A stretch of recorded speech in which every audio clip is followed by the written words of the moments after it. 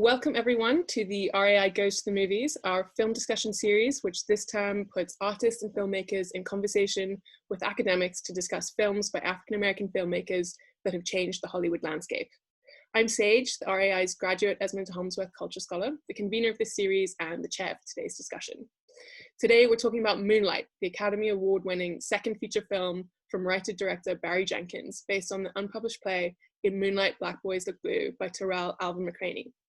New York Times film critic A.O. Scott described this film as a hard look at American reality and a poem written in light, music, and vivid human faces. It's breathtaking and powerfully beautiful, and we're joined today by Teon Trice and Dr. Jon Ward to discuss it. Teon Trice is a spatial theorist and the creative mind and founder behind Of the Cloth, a spatial design studio that explores perspectives around how space is experienced. Over the last decade, his career has centered a philosophy that the purpose of design or art is not merely aesthetic, but that when an aesthetic is practiced with clear intention, its healing properties imbue a space and its inhabitants. His most notable posts and projects include, but are not limited to, managing partner of New York-based design firm and lifestyle brand Home Stories, and a debut solo exhibition and installation titled These Little Volcanoes, detailing the joy of love and the pain of loss and the role space plays in this. His forthcoming projects include a book on spatial theory, exploration, safe living spaces, and immersive creativity to be released in 2021, and expansion of the Cloth into international markets. Dr. Jon Ward is a lecturer in American literature at King's College London. He gained his doctorate in American Studies in 2016. His doctoral thesis, entitled What Is It? Containing the Threat of the Black Male Body in American Popular Culture, examined the racist narratives attached to the Black male body in order to contain it, and the function of these narratives in maintaining white supremacy. His research more generally is invested in somatic disciplinarity and representations of the body in American literature, in American literary and visual culture. Articles published this year include examinations of Black Panther and RuPaul's Drag Race. He's on the executive committee of the British Association for American Studies and is the founder of the Abolitionist Curriculum. And we're going to throw it over to Jon to kick us off. Okay, thanks Sage, and thanks to the RAI for hosting this event, which hopefully everyone should enjoy. So I'm going to share my screen, and basically I'm going to talk through just some of the aspects of the film that I find interesting. So everyone can see that. Is that working? Right? Yep. Perfect. Cool. So in terms of thinking about Moonlight, it's particularly drawn to think about fragmentation, fragility, and fluidity. And so one of the kind of first aspects that I'm interested in is the use of language in the film, which kind of might sound a bit counterintuitive given that this is a visual form. But I was particularly sort of struck by the use of the intertitles in the film. And so this is the first intertitle that we see. So as we're presented to kind of each of the sort of constituent parts of the narrative. So the first we see is I Little, and then just for ease, now on screen I've put all three of the intertitles that we see throughout the film. And kind of one of the things that I think is interesting here is that there's an immediate kind of drawing our attention to the importance of naming and the relationship of naming to the body and to subjectivity. And obviously as we progress through the film and we have Little and then Chiron and then Black, that these are kind of particular iterations of the self that also intersect and overlap.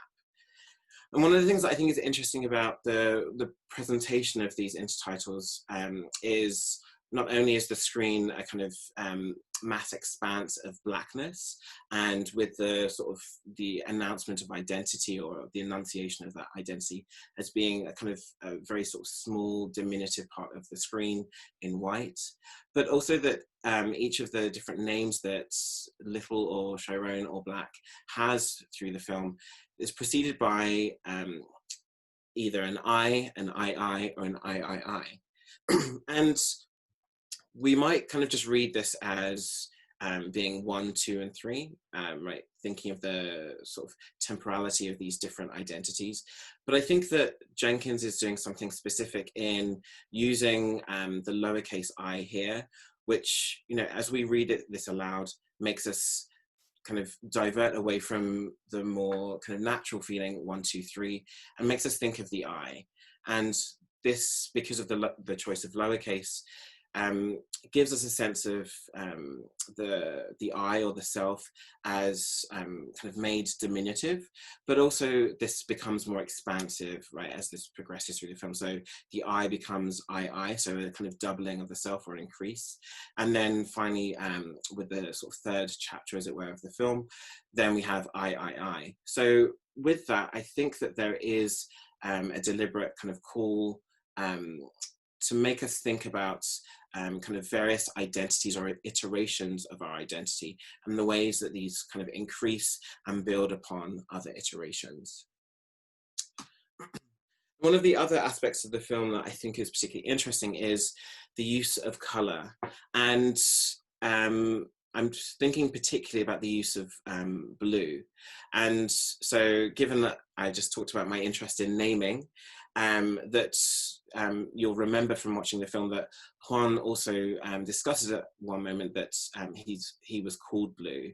And so, I think blue is used in the film to conjure up sort of notions of masculinity, especially as kind of understood by Little or Chiron or Black, these sort of spaces or moments of masculinity that are desirable to him, but in some ways inaccessible, and thinking about the sort of tensions that exist there. So, we have many moments of the film that we have the kind of the screen is filled with blue, bodies are kind of marked by blueness as well.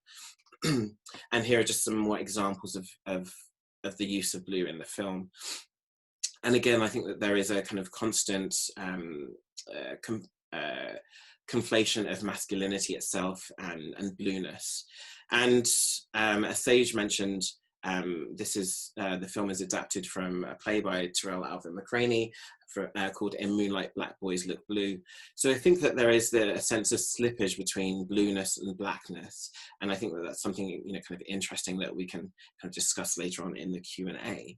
And in terms of thinking about that blueness, I wanted to draw our attention to the particular scene in which, as a result of being sort of bullied in a really kind of prolonged manner, Chiron attacks Tarrell with a chair.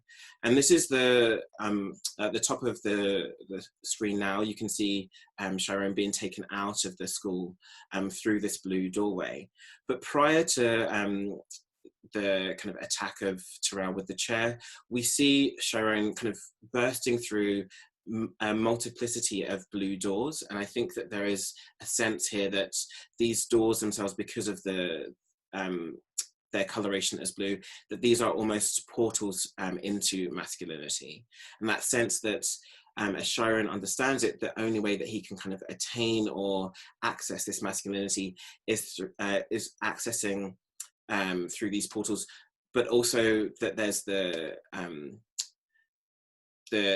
accompaniment of violence here as well. So that sense of masculinity, particularly Black masculinity, being kind of framed culturally as violent, or as we can see in the bottom image on the screen right now, the scene of Kevin as Chiron is kind of fantasizing about him, that Kevin in this sort of moment when he's particularly sexually active but also sexually alluring to Chiron, that he's also marked by blue, right? So in Moonlight, Kevin looks blue here. Now, another kind of thing that I think is interesting in terms of the film's engagement with language is that it both refuses the kind of the meanings that language often presents, or naming often presents, and we see this at various points of the film. So the exchange between Little and Juan, when Little says, "Am I a faggot?" And Juan says, "No, you're not. You can be gay, but you don't have to let nobody call you a faggot." So there's a distinction between what faggot kind of means culturally and gayness or queerness itself. And I think that that's a kind of a preoccupation of the film throughout, right? This potential slippage or dissonance between naming or language and an actual sort of materiality or meaning. And again, the kind of the usefulness and also the way that naming can sort of foreclose or prevent understanding, I think is engaged with the film, with this kind of playing around with the various names that are attached to different characters, and there are various sort of refusals of these names or an embrace of these names. So this is when Juan is recounting to Blue that, you know, this woman in Cuba, you know, called him Blue because of how he appeared to her, right? So the meaning that his body had. And you know, I think that when she says to him, and Juan's recounting here, that you Blue, that's what I'm going to call you, Blue, that there is no kind of consent here, that she labels Juan as Blue, and she, you know, effectively renames him in this moment. And then, you know, Little says, so is your name Blue? And then Juan says, you know, at some point you have to decide for yourself who you're going to be. So that sense of naming is important here. And I think that that extends beyond the kind of individual names we have. And I think the film is encouraging us to think about naming or labeling more broadly, right? So what does Blackness mean? What does queerness mean? What do those names or those labels or those definitions contain? What do they exclude? What do they foreclose? What do they open up? So I think that these are all kind of dynamics of the film at play. And again, another example is the exchange between Chiron and Kevin, where, you know, again, Kevin has given Chiron the nickname Black. And this becomes a moment of kind of, it becomes pleasing to Chiron that he's called Black by Kevin, that there is a sense of resistance at first, but then he embraces the fact that, you know, Kevin has renamed him and therefore kind of reconfigured who he is or how he sees him. And another interest that I have as well in the film, as well as the importance of naming and language, is fluidity itself. And this is used you know, kind of metaphorically, but also literally in the film. And you know, we can think about the relationship between fluidity to language as well, right? So how words change, how meanings change. But, you know, again, this is an exchange where Kevin and Sharon are on the beach and they're talking about crying, and, you know, where Sharon says, I cry so much, sometimes I think one day I'm going to just turn it into drops. So that sense of fluidity is both something that is attached to the body, is released from the body, but also the body can become fluidity itself. And I think, again, that is something to the film's interest in the sort of potentiality of that sort of fluidity or change. And in terms of not just the sort of metaphorical meanings of fluidity, but also the literal visions of fluidity that we get. So this is one of the sort of pivotal scenes of the film where we have this moment of, you know, kind of intimate connection between Juan and Little, where Juan is teaching Little how to swim. And again, there's an immersion in fluidity here, right, as they're both in the sea, as we see from the image at the bottom of the screen, that also this is a fluidity that Little kind of retreats from at times. So again, thinking about this sort of embrace and resistance that, you know, kind of plays throughout the film. And one of the things that I just think is interesting to draw attention to folks in the audience, again, I don't know if you remember, but the camera at various moments in this scene actually kind of is submerged below the waterline. So we actually, we inhabit this space of fluidity as well as viewers. And when we do, it obscures our kind of clear vision of these two characters. So again, just thinking about kind of the various meanings that fluidity contains within the film. And the slide that I'm going to finish on, again, is this play with kind of identity and fluidity. The way that identity, you know, kind of, there is a potential sort of fracturing here, but there's also a kind of a connection throughout. And we see that where Jenkins, you know, kind of really closely aligns these scenes where Chiron and then Black are submerging their faces in the ice water. And then when they're looking kind of towards the camera, but there are also kind of clear differences here, right? So one of them is the coloration of the scene itself.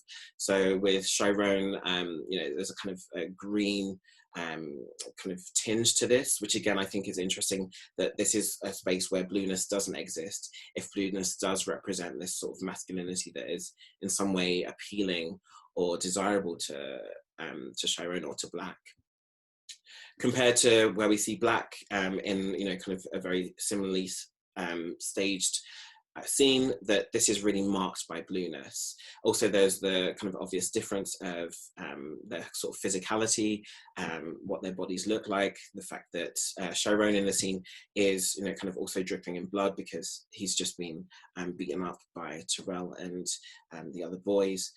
But again, so I think that there's an interesting play with kind of continuity, but also fragmentation. And those are sort of some of the dynamics that I'd like to kind of discuss further and also hear what other people think. So that's me. Thank you.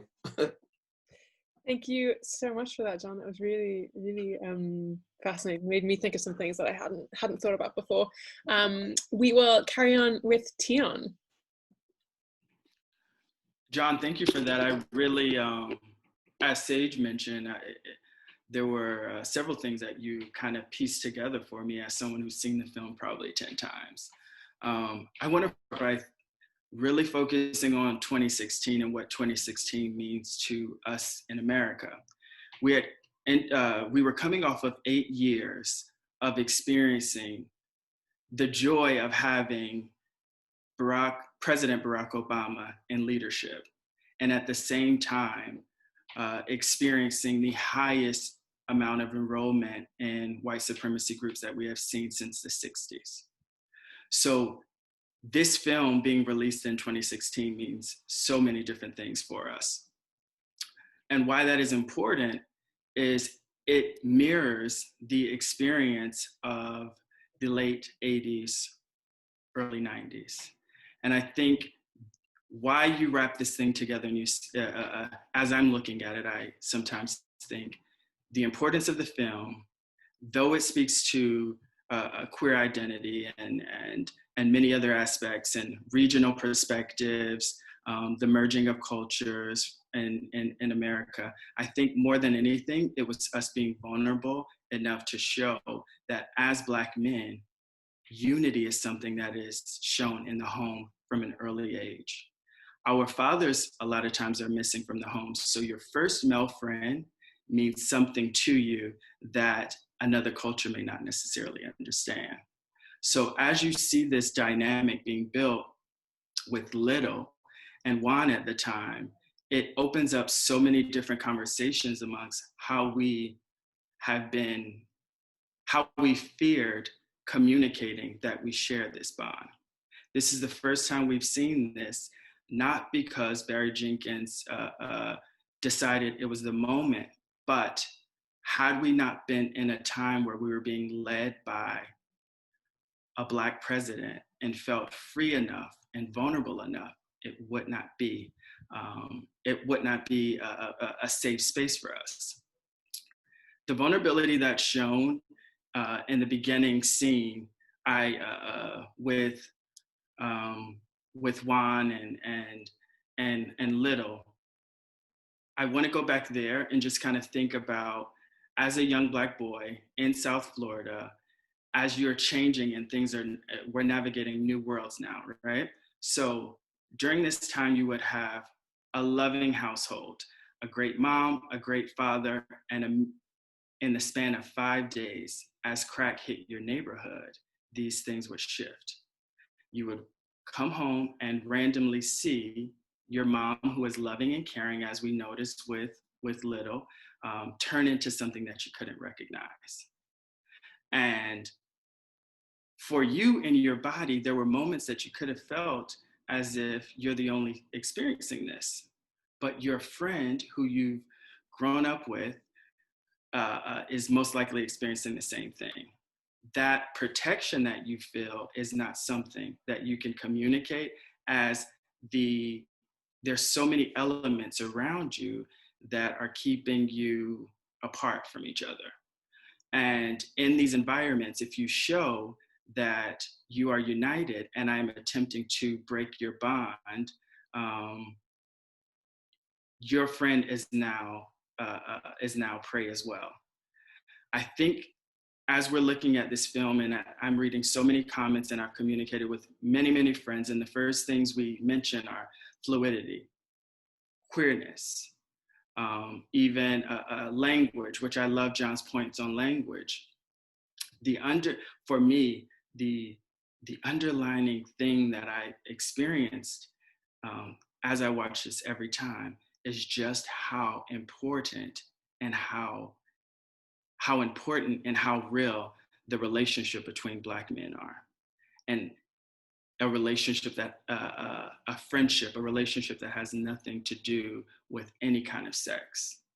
And I think that's why it's so important that, yes, we do identify that this film speaks to life. We do identify that it's a regional conversation. We do identify that there's drug use in this project.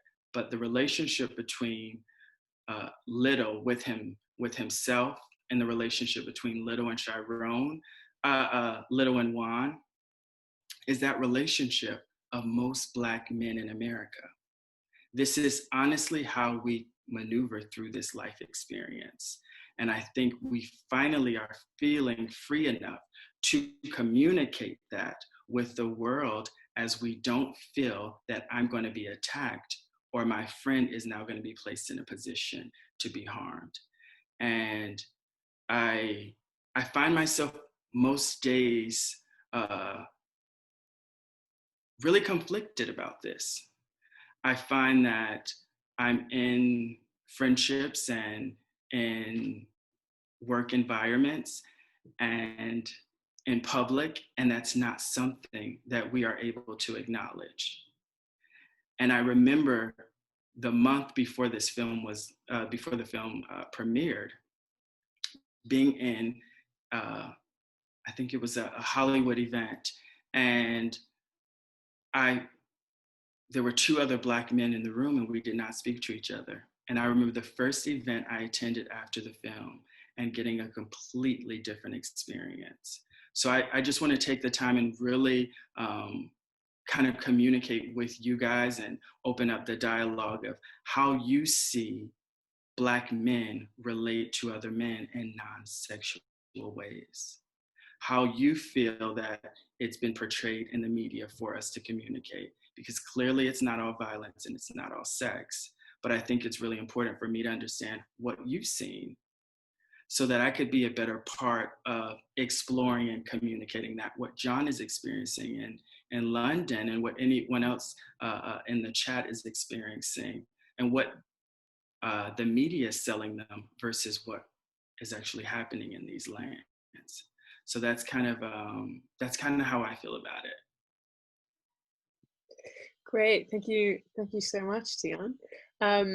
Okay, everyone, we're going to move into the Q&A and discussion period. We'll begin it as a Q&A, but feel free to, don't have to have questions. You can just have comments, and feel free to dip in and out. If you can use the hand raise function, I'll call on you. I think that'll be the way to work it best. And while people are thinking about any questions or comments, I'll invite Teon and Jon if you have any questions or comments for each other, while other people are thinking of what to ask about.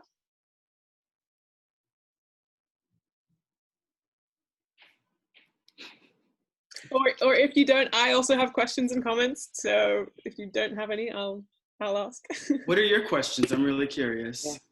So not so much a question, but the thing I think that struck me the most on the second I watched this movie again last night to kind of refresh my memory, and one of the things that I think really struck me was the way that Barry Jenkins uses silence in the movie. Mm-hmm. So this movie is all about communication, and mm-hmm. so much is communicated without words. Mm-hmm. So I mean, Jon, you made some really great points about language, but then also how much was conveyed without language, I thought was one of the really interesting and really successful parts of this movie. So interested in what you guys thought about the silence. Do you want to go first or shall I? You go first, yeah. Um, so, yeah, I mean, I think, again, because of my sort of interest in what's happening with language in the film, I think silence really, you know, kind of is a huge part of that picture, right? That silence I think in many ways, within the film and outside of the film, no pun intended, speaks to the fact that language, you know, kind of is unable to kind of contain everything that we necessarily want it to contain. You know, I think that the scene particularly where Kevin phones Black, and how much meaning there is there, and that Black actually, it really doesn't say very much, you know, like he kind of, there are lots of unfinished sentences. I say lots, there are not very many sentences that he utters, but proportionally most of those sentences are unfinished. So that sense that there aren't kind of words that are sufficient or capacious enough. And, you know, then when he meets Kevin, I think one of the things that is so interesting to me is that so much of the communication between them is using the song that Kevin references, that, you know, kind of was played by this diner customer that reminded him of Black. And then instead of telling Black how he feels, he then plays the song. And again, that it's language as it's sort of available to each of them that is insufficient. And so there's this use of the song, which again is another form of language, right? It's not just somebody else's language, it's different form of language itself, to fill in those gaps of meaning. And also, I mean, before I hand over to T, that one thing I think is also so interesting is that there is, you know, the way that Jenkins uses silence is that, you know, he interrupts these scenes where, you know, we're looking at kind of real-time action unfolding, but that there's a distance between that and the soundtrack of that scene, right? So we see kind of a close-up of either Kevin or Black's face in the sort of third chapter, but then we hear dialogue from a different sort of temporal kind of juncture of the film. So again, I think that there's something really sort of, silence offers a potentiality in the film, I think, but it also allows us in really pleasing ways for me as a viewer also to try and figure out exactly what's happening. And there's again, to go back to what I was talking about before, there's a really nice fluidity to that as well, right? Because once something is enunciated, once we've given it form using language, there's then also a fixity to it, you know? So yeah, I don't know if that answers the question, but that's what I think silence is. No, I get it. I definitely understand exactly your point. What I think the silence meant for me, growing up in a Black household in America, there are many times your parents are speaking to you, or your environments are very loud and nothing is being said. And I think as we move through life, we are not being given much information. And I think these pockets of silence really let you into these household experiences of your battles in school, and you feel like your parents or your family is supporting you, but there are no words. As you're navigating, you know, any aspect of your life, there's no words. And Barry Jenkins does this so beautifully through color, because that is what you actually feel during those times. There's no words, there's chaos happening in your environment, but you remember the color, you remember the tone of the room and what you would have liked to be said. And I think he uses these moments for you to interject yourself and say, wow, if I were the mom, I would have said this. If I were Chiron, I would have said this. This is a great moment to open up this conversation. And I think the beauty in this film is in the color and the silence, because there's no real true understanding of what a person is experiencing at those moments. So all you can do is plant yourself into it and assume how you would handle it. And he does so well at creating this environment that allows you to be Chiron, for you to be little, for you to be Black, through silence and color. you know? That's kind of how I feel about it. Yeah, thanks. And yeah, you make the point about color. The other thing that really struck me is the the amount of different colors that come out in the Black skin tones, and I think it's like, that's one of the things that shows up, like how important, you know, the difference between a black filmmaker and potentially a white filmmaker. And I mean, Hollywood and, you know, like the very like science of image making has like a deeply kind of like racist history about the way that technology has evolved. So your kind of standards are to pick up white skin tones, and often like Black skin tones like don't show well in film. And I thought this film was so beautiful in picking up those skin tones, like just like stunningly beautiful. We have a question in the chat from Max Turner. Do you want to go for it, Max? Yeah, I was just I rewatched it last night. I actually wrote some notes, but I think it's a little too long, so I'll kind of go off.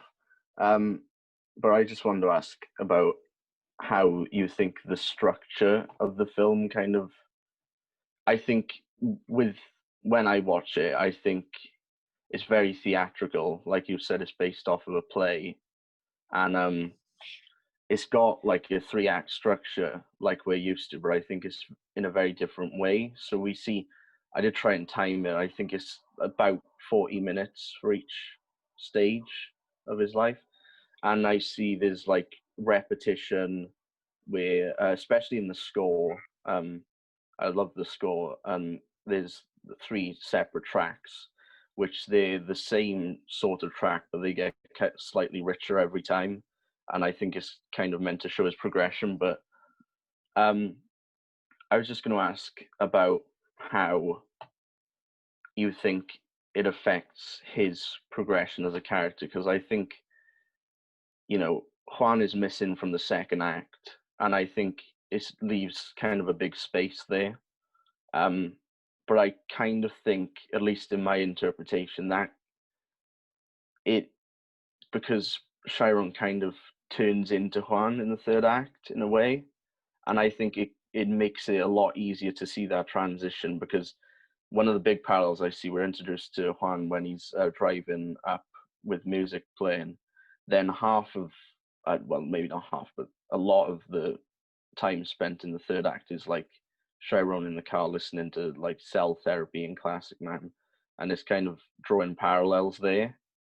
And I think, especially the ending of the film, when we see Chiron, Little, looking back at the camera and it's all drenched in blue. Obviously, that calls back. We've talked a lot about the conversation with Juan when he talks about being called blue, and I think that calls back to that in a pretty spectacular way, where it's showing that he's kind of accepting himself. But so basically, I just wanted to hear your thoughts on how you think maybe the structure helps develop his character in a lot more of a meaningful way in maybe a shorter amount of time than other people would be able to do so.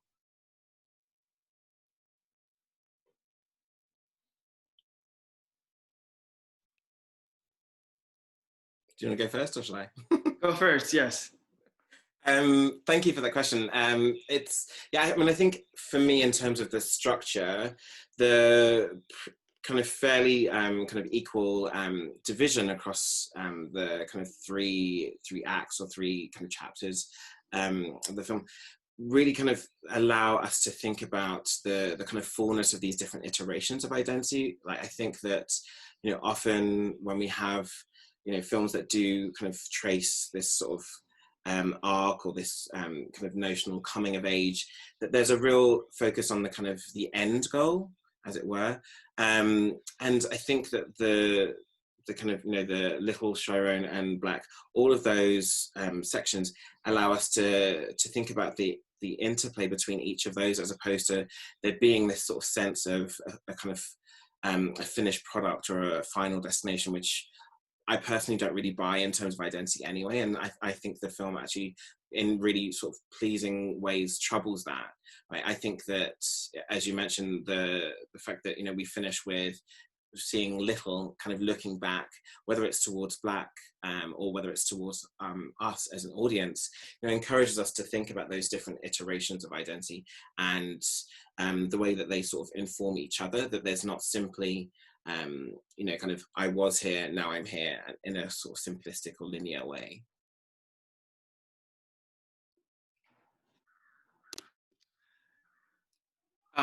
Sage, I first want to kind of speak on something you mentioned with the blue lighting and the lighting for the film and how it was so beautiful.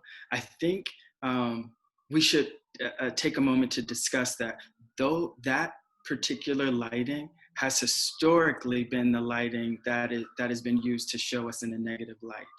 This lighting is used by the likes of like a Spike Lee to kind of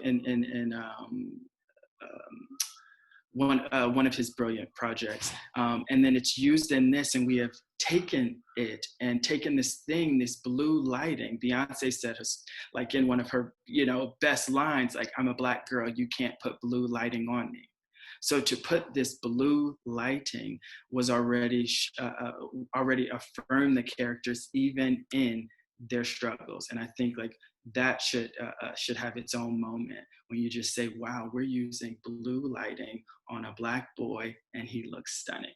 So I just wanted to kind of speak on that just very quickly. Okay, thanks for that.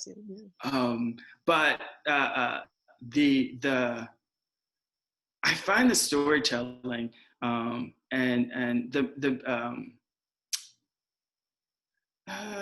the Black section of the film, Sands, without Juan, I feel like the way that section kind of moved without the presence of Juan was to give you a bit of insight as to what turns people into Blacks, or into Chirones, into, let's say, drug dealers, into these things. And I feel their way of storytelling and the time that they spent in each section, I think it kind of allowed you to also see that the dash, that middle section of your life, is really where you become who you are. Anytime we reference this film, you notice this midsection is what gets all of the attention. It's the beach scene.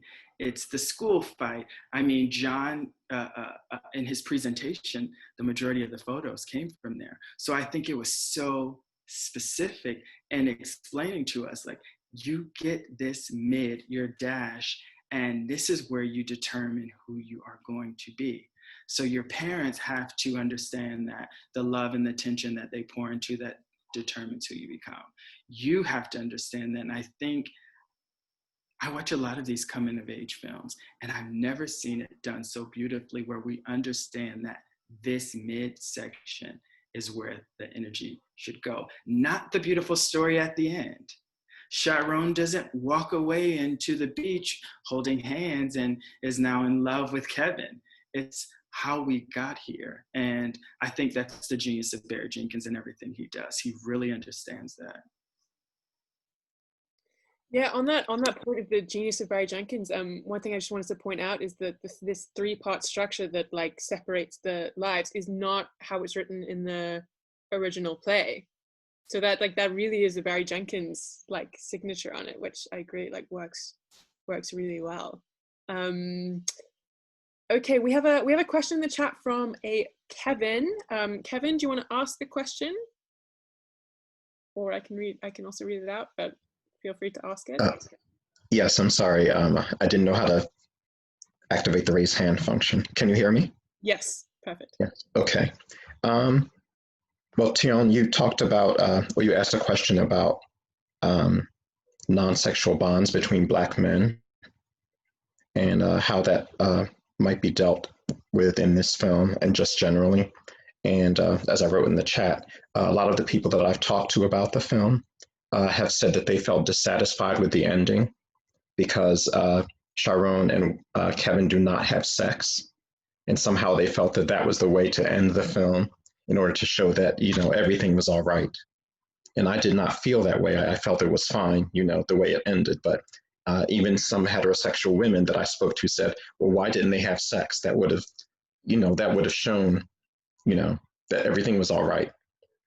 And I guess I understand in a way, but it didn't quite make sense to me. I'd like you all to comment on that. I think from a heterosexual woman in this conversation, I think it's really important that there is a clear boundary. You guys are homosexual. This is what's happening. And I think that is very important in this kind of project, where everyone walks away and it's clear. That fluidity that we kind of speak of, even in films that are fluid, there's still clear boundaries because someone walks away with the guy or the girl.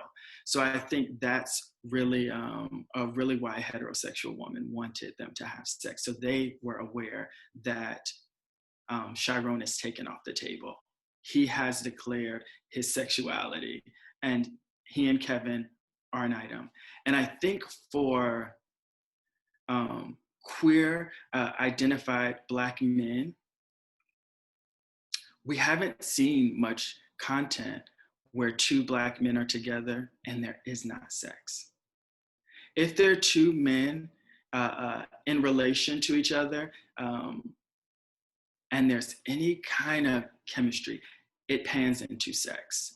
From the web series to films to independent, it's always that conversation. And I think that goes into what you've been taught about this experience, and that homosexual means, or queer means sex, which I think is a total different talk. But I think leaving that space for you to understand that, what if Kevin is not gay? Does that affect our dynamic? Does that change the love? Does that mean that he is not, that you guys, this bond is no longer valid? And I think making it a sexual thing, or that sex puts a period on something, and where now it has a comma. And that's just kind of how I view it. John? Yeah, just to echo what you were just saying, actually, I completely agree that I think the film, resists definitiveness, right? And that for us as viewers can sometimes feel uncomfortable, right? Because we want, this definitive ending, right? Like they walk off to the beach hand in hand, or, they're in bed together, whatever that form of definitiveness looks like.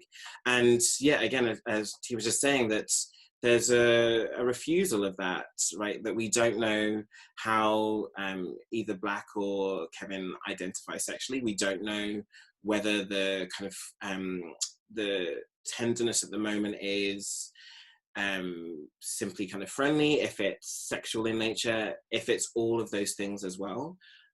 So yeah, I think one of the things I love about the film is that it refuses to give that sense of kind of a finality or a kind of finishedness to it, which I do think can feel alienating, especially because there's such a lack of representation of kind of queer Black experiences on screen. So that sense that how can we define this? What does it really mean? Can feel kind of potentially sort of dissatisfying. But again, for me, like, I really like that ending of the film. I like the refusal to be sort of definitive. I just have one more point. I find that we are seeking fluidity, right? This is the huge conversation in the queer community, yet there's no fluidity in these things. You seek a project that's fluid, that allows for room and possibility of growth, and yet at the end of the film, it's important that they have sex. Where's the fluidity in that? Where's any other sexual identity in that besides homosexual? Like if I am asexual, if I am questioning, if I'm any other thing, where's the fluidity in that? If I, as an explorative man, have to end the project having sex with another man. You know, there's no fluidity in that. And I think that goes to speaking to why the queer community at times can feel very limiting, you know. And I think not having them walk away and happy and skipping up opens up a new dialogue for us where we're like, hey, maybe fluidity can become a thing, because as we speak today, it's not quite fluid. Great, and we've got someone in the audience that wants to jump in on that point. Please go for it. Yeah, hey, this has been really cool to like eavesdrop and kind of pay attention to. Let me turn my video on. I happened to see this link and decided I would eavesdrop and see what y'all were talking about. This has been really cool. And that was an for awesome anyone answer. that doesn't recognize him, this is Barry Jenkins. That was an awesome answer to that question. I don't think I would have come up with that answer myself. So appreciate y'all. I think fluidity is the point. We did film the ending that's in the script. So every now and then on Twitter, people will say, "Where's that ending? Where's that ending?" We did film the ending that's in the script, but like everything else, it was meant to be kind of inconclusive, like a beginning of something, as Teon said so well, not a period, not anything definitive, because I think Black is in transition, a transition he's been waiting his whole fucking life to actually allow himself to enter. So yeah, those are really lovely answers to the question. This whole discussion's been really cool, man. You know, I made this thing so long ago, and it's always amazing to me that people still watch it, want to come together and talk about it. So really amazing, lovely thoughts from you two fellas. Highly intelligent. I wish I could go back in time and borrow some of y'all's answers from my Q&As. But yeah, I co-sign every damn thing y'all said. And I have to go to work, so I have to jump off the Zoom. But just wanted y'all to know, I was in here listening, man, and it warmed my little brown heart. All right. Oh, thank you so y'all much. stay safe out there, okay? And thank you, Oxford, for hosting this. This is really damn cool. Thank you so much for joining. Bye, y'all. Bye. Bye.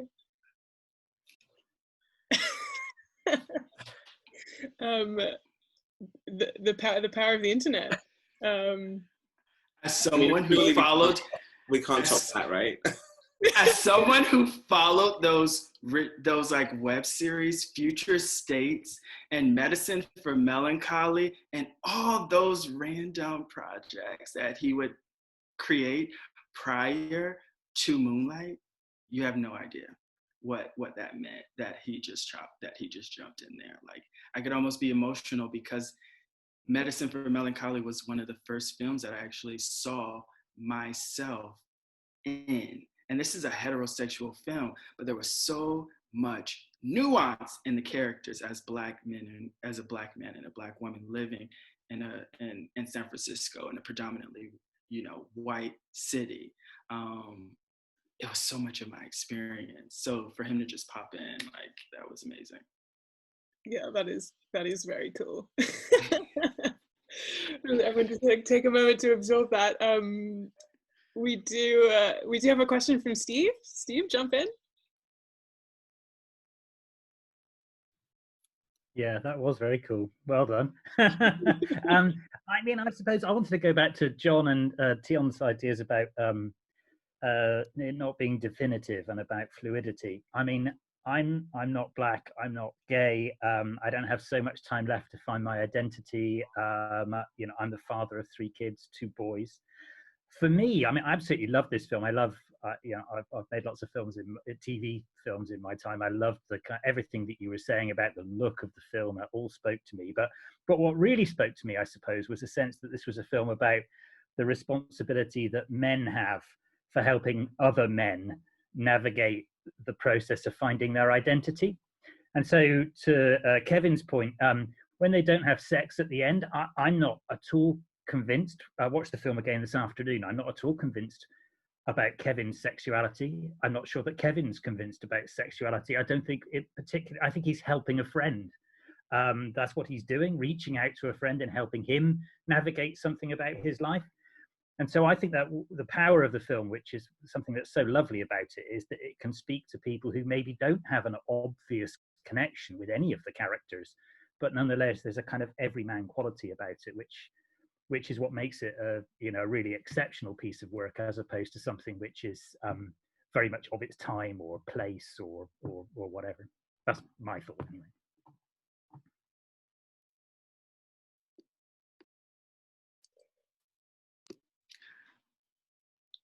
Jon? I mean, I don't honestly have anything really articulate to add because I'm still stunned.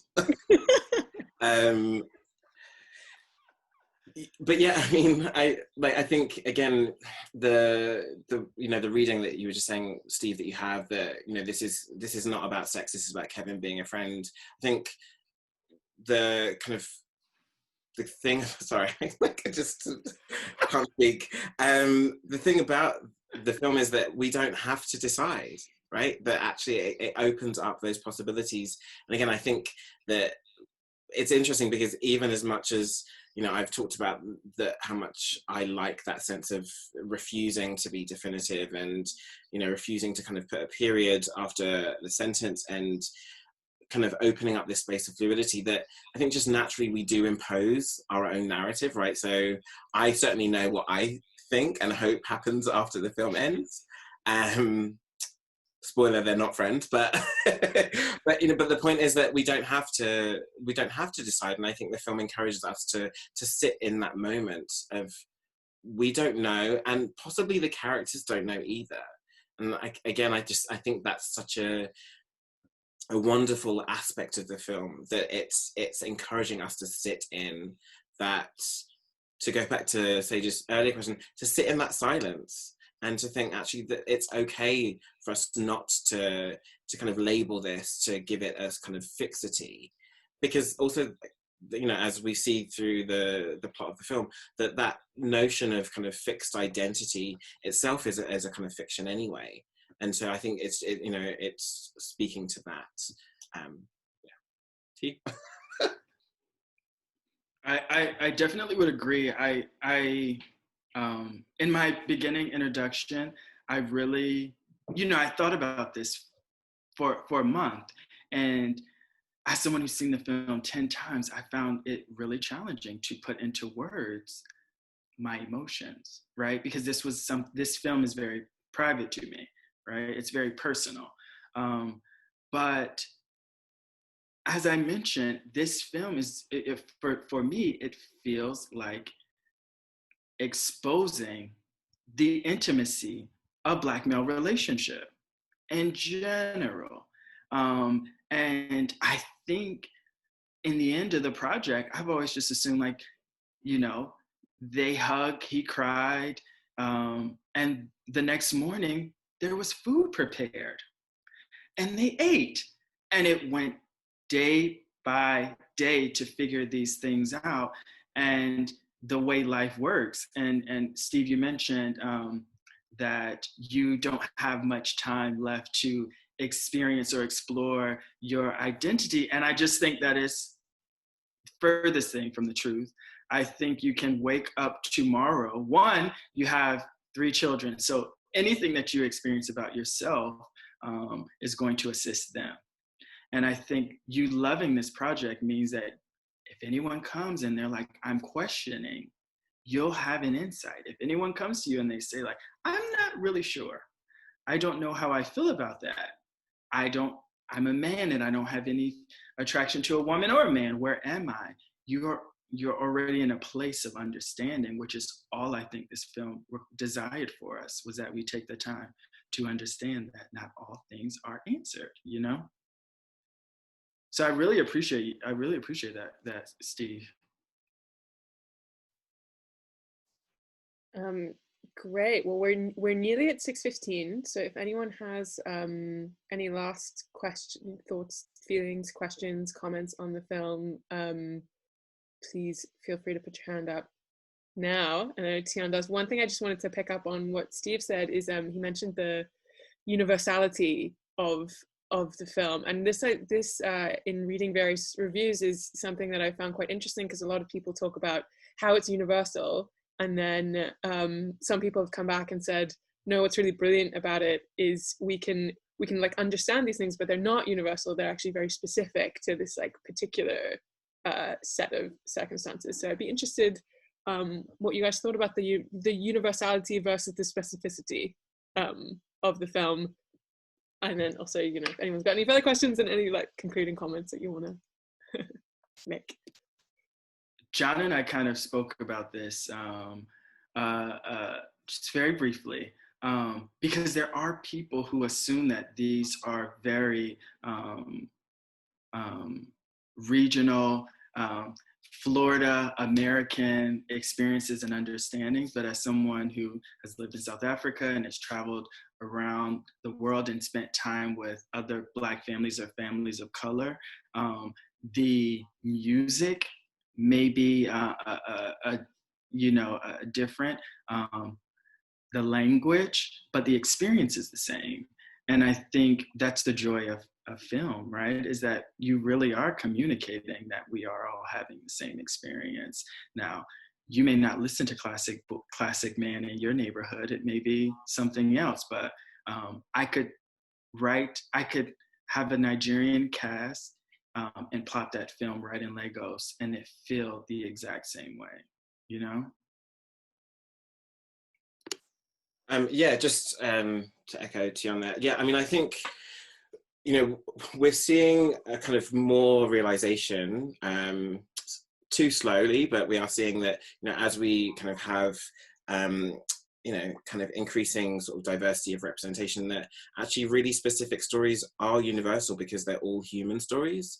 And I think, to be honest, like the reason why films like Moonlight are often described as universal, even though they're incredibly specific, is actually speaks to the fact that we think of identities that aren't white, that aren't straight, as being universal just in and of themselves, right? Like, no one's ever talked about Romeo and Juliet, which is an incredibly specific story, and said, you know what, it's really universal, because it's just a given that it is, right? But actually, so I think that, of course, Moonlight is universal, because I actually think that, like, all stories about humans, like, speak to kind of experiences that we've either had or witnessed, right? That specificity is always there. I think we're more aware of it culturally when it lies outside of, you know, identities that we often think of as unmarked, and so we don't necessarily pay attention to them, right? So, you know, in that way that films that engage with Blackness or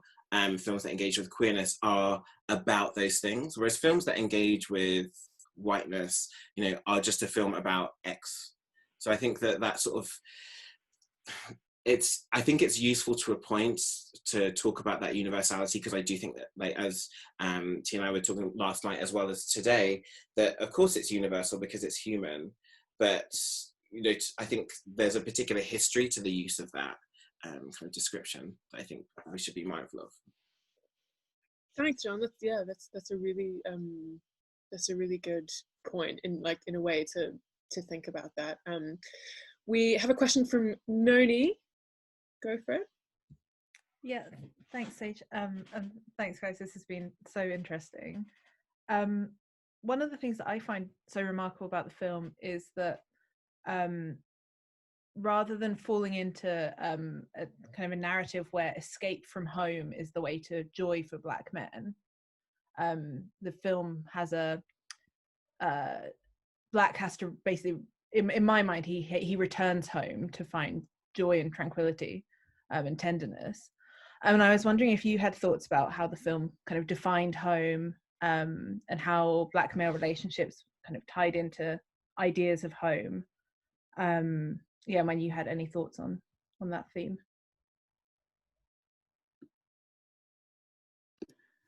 That is brilliant. That's brilliant. Globally, because wow, I could get emotional answering that. That is what we're trained. We are literally trained that you must leave your home for greener pastures. If you are in Lagos, you must go to London. If you are in Senegal, you must go to France. you know, and it's never go for uni and find your way back. It's land there, build a new life there. So I think, as an elder would tell you, home is your being, is your body. And I think the film spoke that, because as he realized who he was in his own body, or as he got closer to that, is when he really understood the experience he was having in the world. And that's not a regional conversation. That's definitely him standing in his truth, you know? Thank you. Wow. Yeah. And that was really beautiful. I don't have anything to add to that. Thank you, Tione. Okay, we are at 6:20 now. We have one final hand up from Max, and I think we'll make this our last question and comment. Max, go for it. Yeah, I just wanted to make this one short. I was just thinking, because I know last time we talked about Selma, I think it's next time they're talking about Good Time. And I just wanted to talk, ask about, in these projects, the bigger projects made by Black directors, there seems to be a trend where they will cast relatively unknown actors, even in the bigger budget films, and it kind of seems to kickstart their career. And even with well-established actors like Mahershala Ali was pretty well-established, but this kind of thrown him into stardom. Same with like Janelle Monáe. But I just wanted to ask how important you think it is to kind of maybe in these films give a chance to these actors to maybe reach the stardom that they wouldn't have otherwise. That's about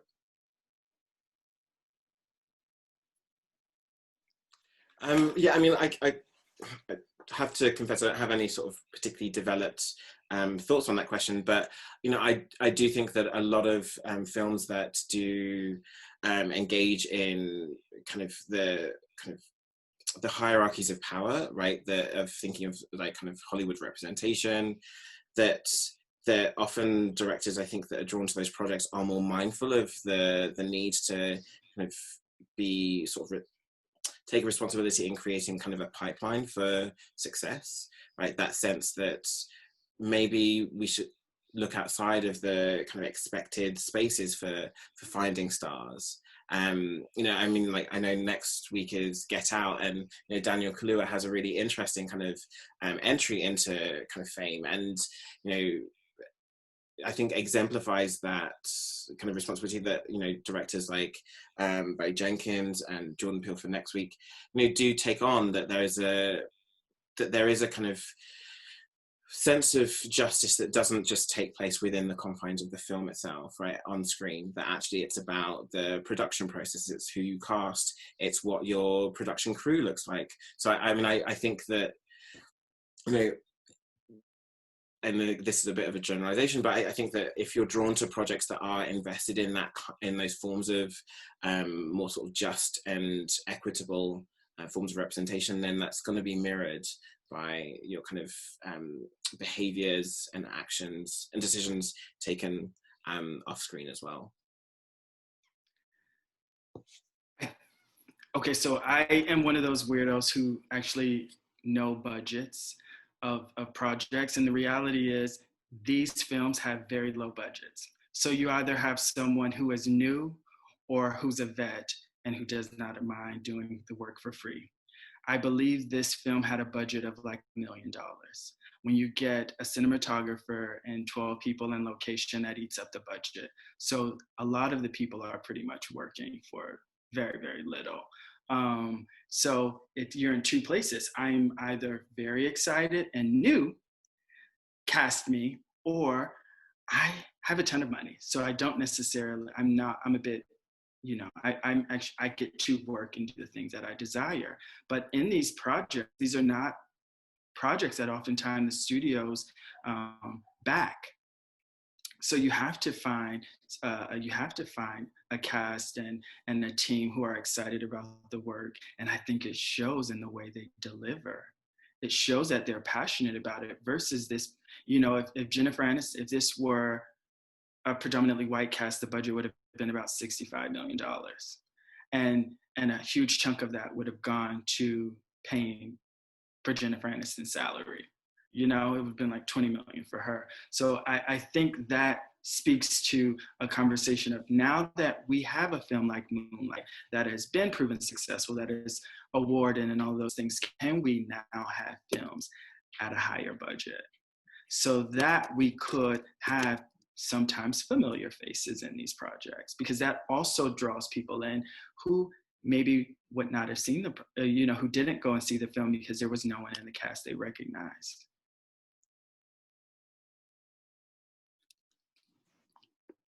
Thank you so much, both of you. It's a really, really great response to that question, I thought. Okay, and so do either of you have final closing comments for us? No pressure. Barry Jenkins was in the chat. Second that. How amazing. Also, did you know that he was coming? So I have to admit to everyone, I did suspect that he might be, because I saw on the Eventbrite that someone called Barry Jenkins had signed up. But I wasn't sure if it was going to be him or not. And I did mention this to Teon before we began. And he was like, why did you tell me that? So I was like, I'm not going to mention, I won't mention it. And I literally said, do you mind if I hang up with you now and take 5 minutes? And as I said the first couple words, when you were like, now I'm passing it to Teon, I was like, oh my God, Barry Jenkins is in this. So I'm speaking so much freer now that he's,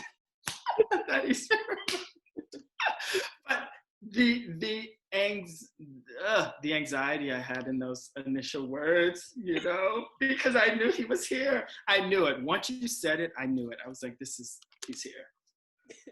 Well, I'm very glad I had no idea. Your presentation was amazing. And I fumbled through. I was like, oh my God. I paused Sage and I was like, Sage, hello. So I'm going to take 5 minutes and I'm going to collect myself. And I literally like had to put on NDRE. And I was like, oh my. Oh, wow, a memorable Thursday evening. Thank you both so much. I really enjoyed that. I got a lot out of that. I've been spending all day reading reviews and listening to podcasts, and you guys covered a lot of ground that no one else has. So I personally got a lot out of that. So thank you.